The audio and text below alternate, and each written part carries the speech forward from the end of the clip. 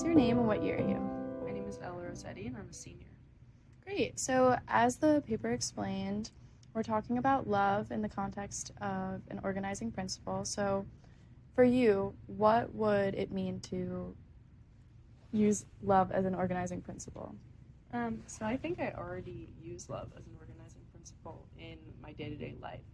I think in my interactions with people, they're all centered around the things that are said in this prompt here, like respect, commitment, care, knowledge, trust, responsibility.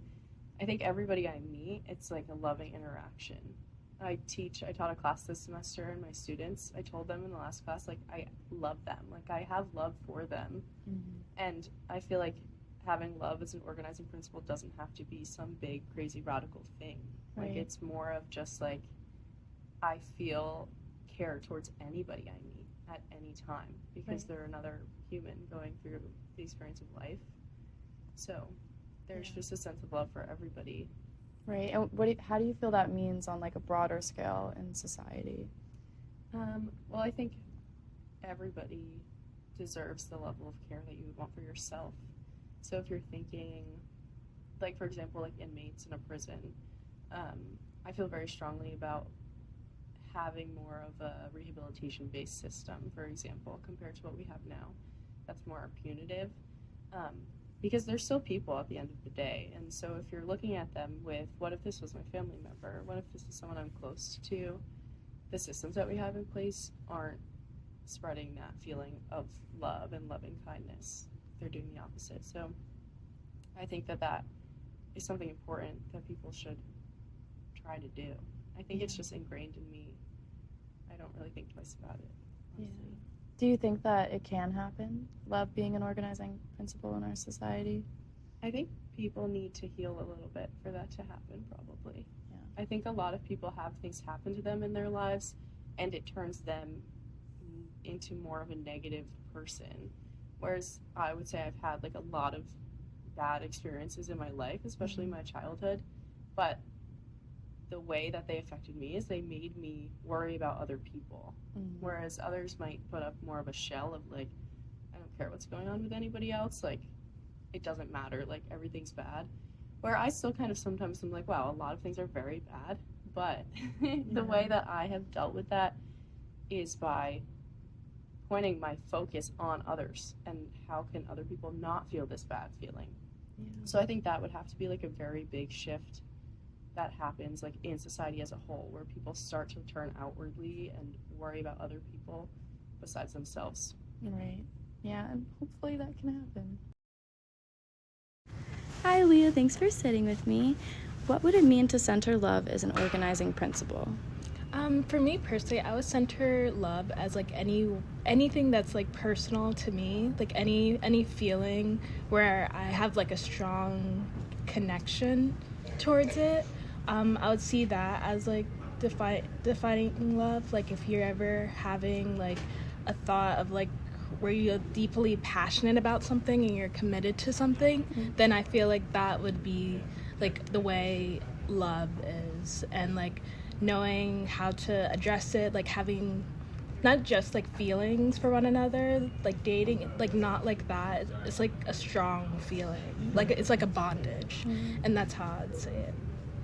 Great answer. Thank you. I don't know. Hey guys, thanks for sitting with me. What year are you and what's your name? My name is Jordy and I'm a senior. I'm Ava and I'm also a senior. I'm Talia, I'm a senior. Great. So as I read to you before, one of the most important and influential thinkers in the past century, Bell Hooks, defined love as care, commitment, knowledge, respect, responsibility, and trust.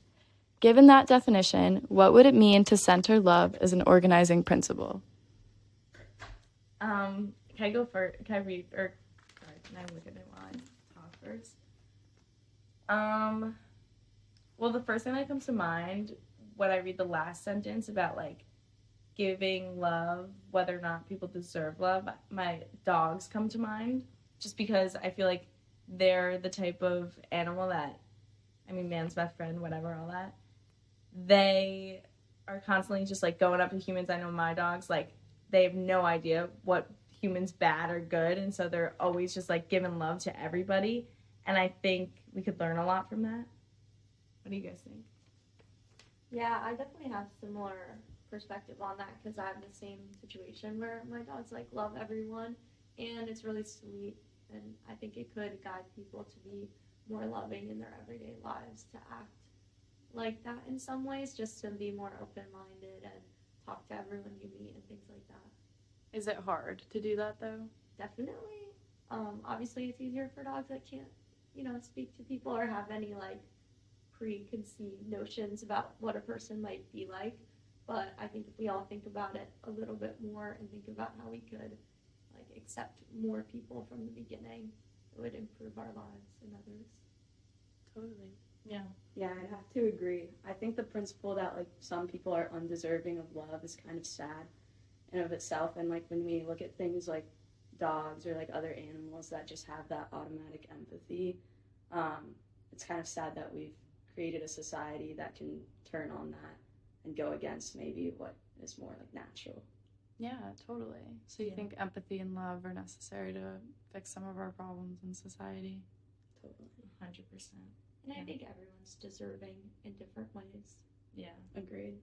I think it's going off of what you said about how it's like if we just have it at the beginning, it'll be a lot easier, but it's harder to have that at the beginning because of all of like, I don't know, I think having a high emotional IQ or EQ comes with like knowing how difficult a conversation may be if you're like sensing that somebody is like in need of something, and like those tough conversations are not always something that everybody wants to jump into, but if people like realize the power of love, I think it'll definitely outweigh the cons compared to the pros. Yeah, totally. And I thank you guys for having this tough conversation about love. So thanks for chatting with me. Of course.